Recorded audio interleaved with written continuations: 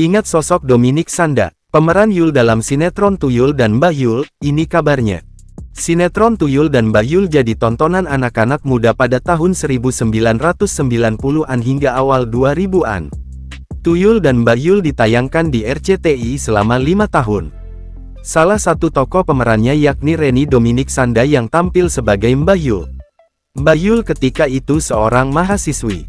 Ia bertemu dan berteman dengan Ucil Tuyul yang berhenti mencuri.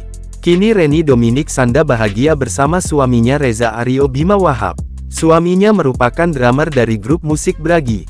Mereka dikaruniai anak laki-laki bernama Rekin Aryo Seto Joyo Hadikusumo dan anak perempuan bernama Raya Wahab.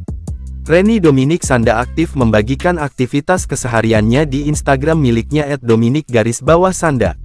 Sebelumnya, sinetron Tuyul dan Mbah Yul jadi tontonan anak-anak muda pada tahun 1990-an hingga awal 2000-an. Tuyul dan Mbah Yul ditayangkan di RCTI selama 5 tahun.